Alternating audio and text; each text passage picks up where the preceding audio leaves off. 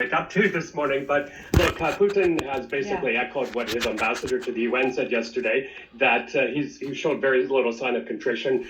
I think, and I hate to say this, I think we are edging closer to war.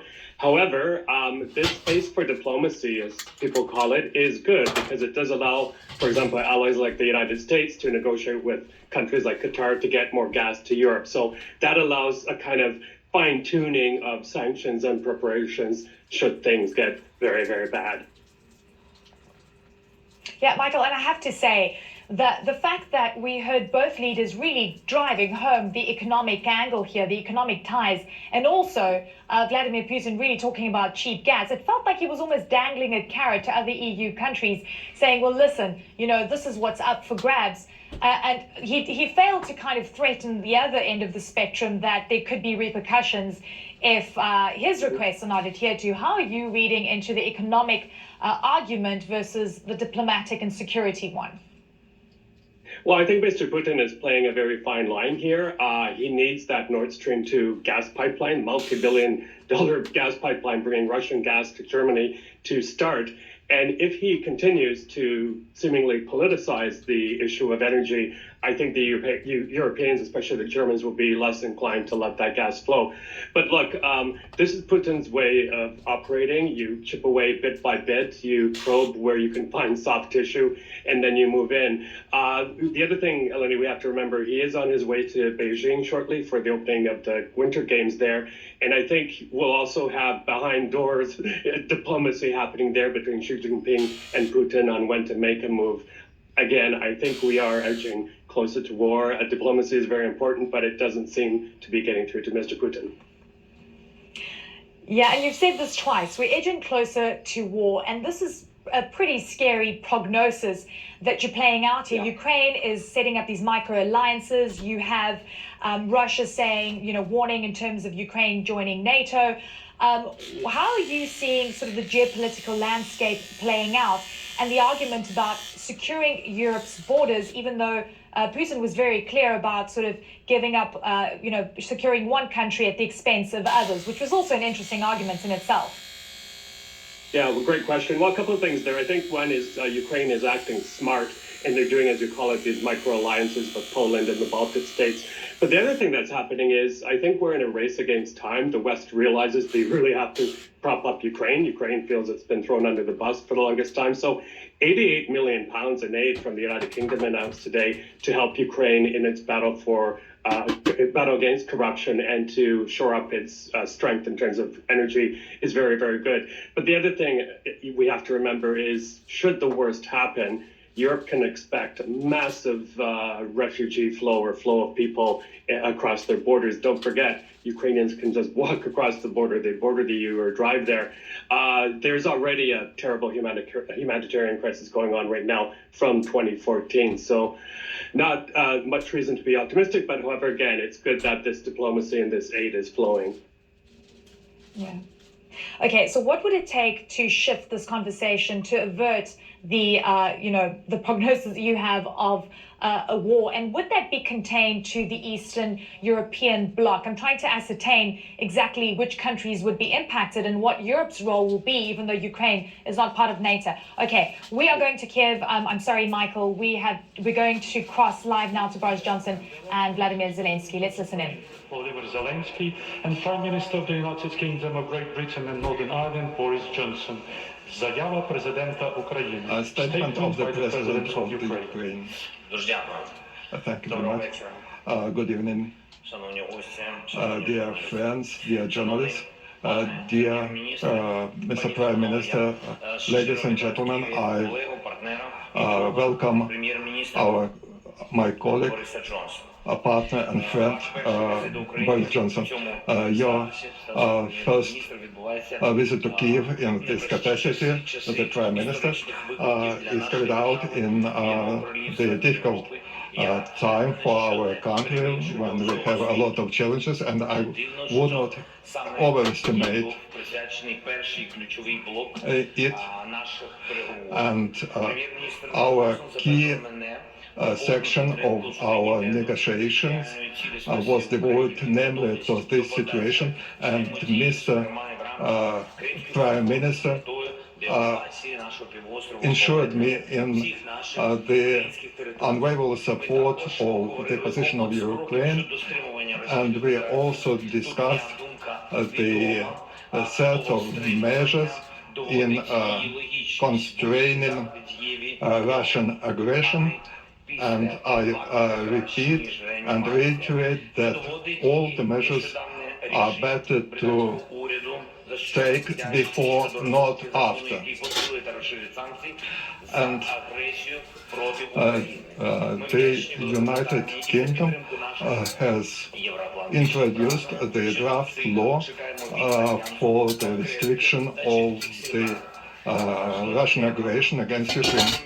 We have discussed an important topic of the strengthening our defense capacities.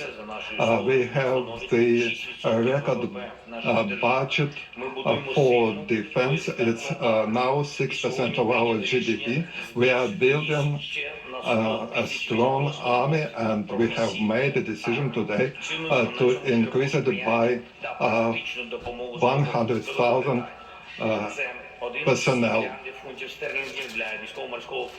We have a program in the volume of 1.7 billion pounds to help Ukraine to build its contemporary navy, and we also have 5 aircraft loads of defense weapons which were delivered to Ukraine. The year before last year, we have signed an agreement about strategic partnership, trade and economic cooperation, which envisages the increase of our mutual trade turnover by 60%. We agreed to start negotiations about liberalization of mutual trade. The UK allocates additionally £2 billion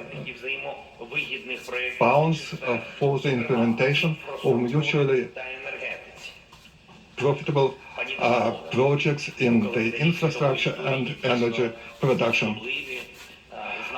Ukraine and the United Kingdom has significant dates. For example, the Versailles Agreement was signed on the 10th of January, and on this day there was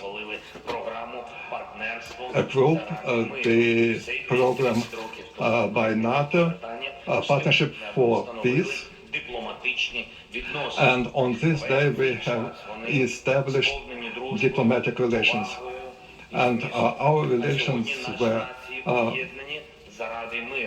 united for the sake of peace in Europe and in the whole world, for the sake of preventing a new war. And today we have a special day. On this day, the second volume of the Oxford Dictionary was issued, and the lexicologists, linguists determine the word of the year, and I believe that this year this word should be peace. I thank you for your visit, and thank you all for attention. Statement by the Prime Minister of the United Kingdom of Great Britain and Northern Ireland. Thank you very much, President Zelensky. Thank you, Volodymyr. Thank you for welcoming us all to your magnificent Mariinsky Palace here. That's absolutely fantastic to be back in Kiev and to see the excitement, the buzz of this capital, which has changed a lot. And I must say, since I was last here 5 years ago, I think, and in many interesting and positive ways. But we have to face a grim reality, which is that as we stand here, Volodymyr, today more than 100,000 Russian troops are gathering on your border in perhaps the biggest demonstration of hostility towards Ukraine in our lifetimes, and the potential deployment dwarfs the 30,000 troops that Russia sent to invade Crimea in 2014. Since that time, of course, as everybody knows, 13,000 Ukrainians have been killed, and Ukraine has been plunged into nearly a decade of war. It goes without saying that a further Russian invasion of Ukraine would be a political disaster, a humanitarian disaster. In my view, it would also be, for Russia, for the world, a military disaster as well. And the potential invasion completely flies in the face of President Putin's claims to be acting in the interests of the Ukrainian people. The UK and other countries will be judged by the people of Ukraine and the world on how we respond and how we help. Since 2015, the UK has trained over 22,000 Ukrainian military personnel and provided £2.2 million worth of non-lethal military equipment to Ukraine. 2 weeks ago, we sent anti-tank weaponry to strengthen Ukraine's defences further. And today, I've announced a further £88 million of UK funding to support good governance and energy independence in Ukraine. This will bolster your efforts, Volodymyr, and those of others, to build a free and prosperous Ukrainian society free of malign influences. Alongside other countries, we are also preparing a package of sanctions and other measures to be enacted the moment the first Russian tow cap crosses further into Ukrainian territory. And we have done all this and prepared all this, not as a show of hostility towards Russia, but as a demonstration that we will always stand up for freedom and democracy and Ukrainian sovereignty in the face of aggression. In recent days, I've spoken to the leaders of the United States, France, Germany, Italy, the NATO Secretary General, and others. All agree on the fundamental importance of supporting Ukraine's self-determination. Because the people of Ukraine have the inalienable right to choose how they are governed and, indeed, which organisations they aspire to join. And as your friend and partner, the UK will always uphold that right. It is vital that Russia steps back and chooses a path of diplomacy, and I believe that is still possible. We are keen to engage in dialogue. Of course we are, but we have the sanctions ready, we're providing military support, and we will also intensify our economic cooperation, because we are a firm and enduring ally of Ukraine and a supporter of Ukraine's territorial sovereignty and integrity. Thank you all very much. Дякую, шановні колеги, журналісти, пан президент, пан прем'єр-міністр готові відповісти на кілька запитань. BBC, будь ласка. The President and the Prime Minister are ready to answer your questions. BBC, please. Good afternoon, gentlemen. Prime Minister first, have you done enough to survive? Have you done enough to persuade enough colleagues to rescue your premiership? And on the issue of Ukraine, why should the international community take your diplomacy seriously when you're so preoccupied at home, when you put talking to MPs ahead of talking to President Putin? And Mr. President, if I ask, do you believe that the Prime Minister and his American allies are exaggerating the threat from Russia? And can you also tell us more about this new tripartite relationship between Ukraine, the UK, and Poland?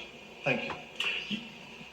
Let me go first, James, and just say that my focus is entirely on delivering on the priorities of the British people, and they include ensuring that we are secure in our relations with our friends and allies, and our friends and allies are secure. And I think there's a great deal of concern in our country about what we're seeing on the border with Ukraine, and it's absolutely vital that the UK government should step up now, bring together our friends and partners in the West in the way that we are, prepare the package of economic sanctions that we have, and as you know, we've intensified them now, and the package that we're bringing forward, the new legislation, will enable us to pinpoint commercial interests of Russia, strategic commercial interests of Russia in a very direct way, as well as individual Russian commercial interests. And I think it's vital that in Moscow they understand that there will be automaticity in the way that we apply these sanctions, so that the minute there is a further incursion into sovereign Ukrainian territory, then those sanctions will apply. And I know that that's also the position of our American allies, and what we're hoping is that it will be the general position, and that's what we're working to achieve. But we're also doing what we can to strengthen Ukraine's ability to resist, and that's why we sent the 2,000 anti-tank weapons. That's why we're continuing with training under Operation Orbital and sent more troops out to that end. But I think perhaps the single most useful thing we can all do is get over to the Russian public, to citizens in Russia thinking about this possibility, the reality that the Ukrainian army will fight. And there are 200,000 men and women under arms in Ukraine. They will put up a very, very fierce and bloody resistance. And I think that parents, mothers in Russia should reflect on that fact. And I hope very much that President Putin steps back from the path of conflict, and that we engage in dialogue. And that is what the UK is intent on producing, and that's why I'm here today. Thank you for your question. My answer will be brief regarding this alliance between Ukraine, Poland, and the UK. I believe that this platform is pretty good in terms of the cooperation between the Ministries of Foreign Affairs. We started this work. We shall start working on the level of the heads of states of this alliance. Regarding another question regarding the reality of Russian threat is quite difficult to answer. Nobody can give you 100% guarantee.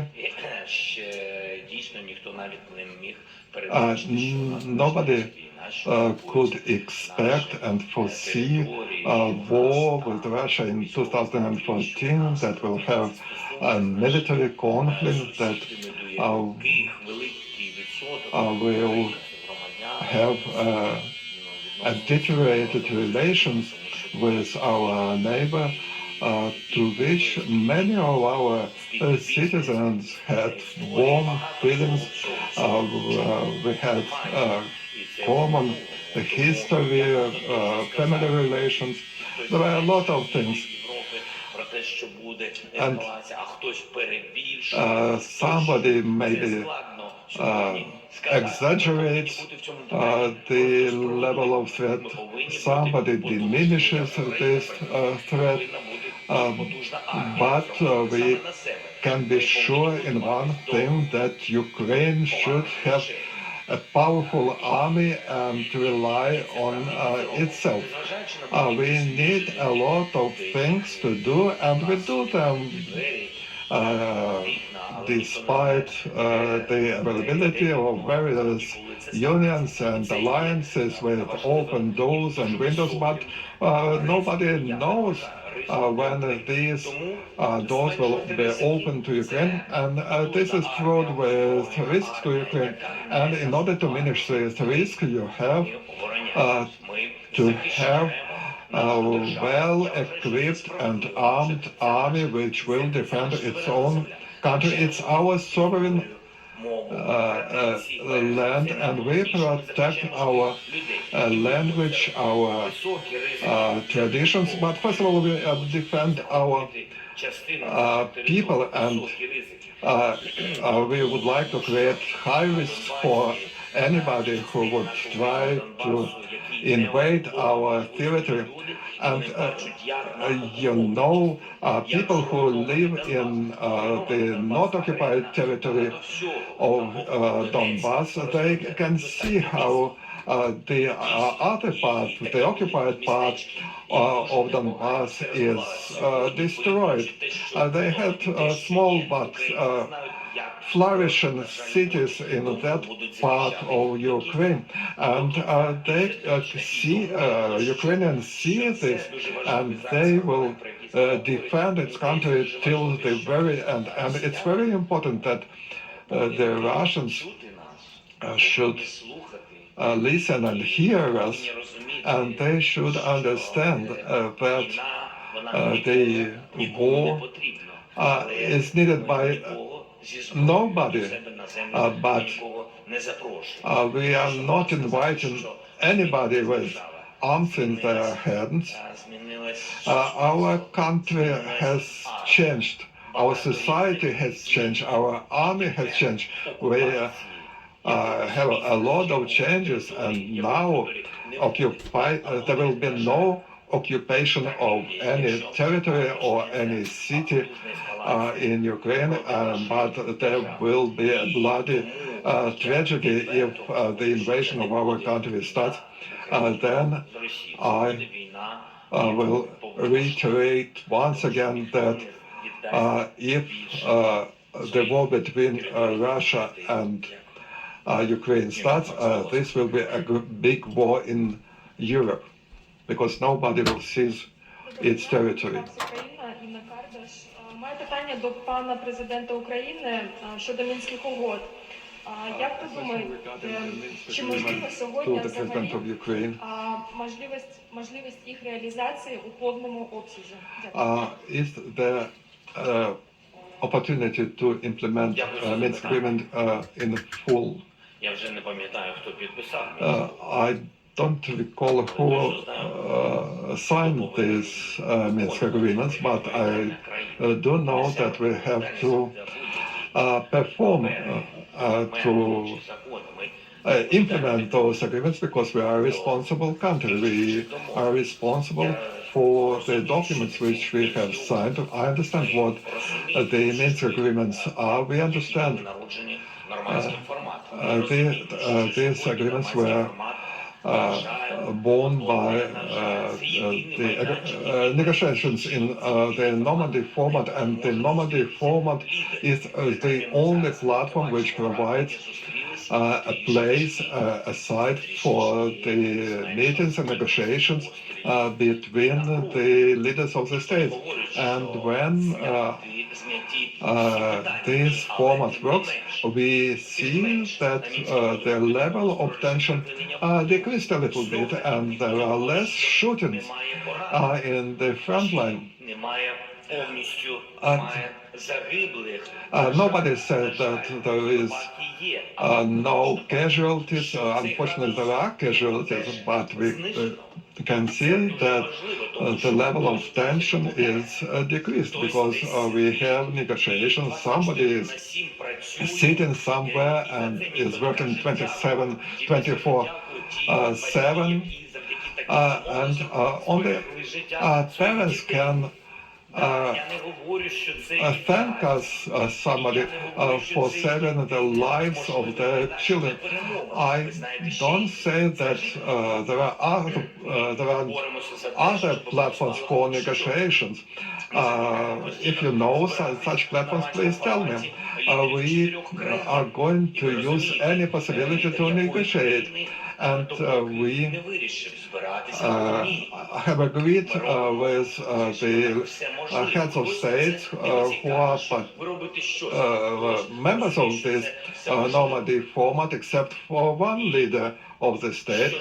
Please guess who is it? Або щоденно, And коли ви зустрічаєтесь в Нормандії, ви повинні розуміти, every day що в цей when день you це meet послання either може in бути Minsk менше. or in І ви повинні Normandy, розуміти, що you в have to цей understand день that on this date так чи інший відбір. you І це не have сталося. Тому це less важливо. escalation Тому я or не less хочу говорити tension про and пункти. less people die on this date. Я не задоволений I- всіма пунктами. I'm Ми not по-різному happy відносимось with до порядку various виконання clauses тих чи інших пунктів of the Мінських Minsk угод. agreements. We have a different position regarding the order of implementation of those clauses, but we are adult people and we have to do something which will help to deoccupy our territory and which defends and protects our country.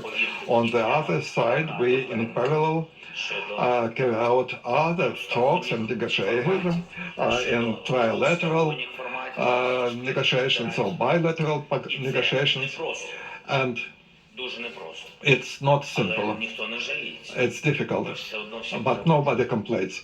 We'll win anyway. Будь ласка. Thank you very much. Prime Minister, you stressed the need for dialogue with Russia, but the crisis in number 10 caused you to delay or even cancel your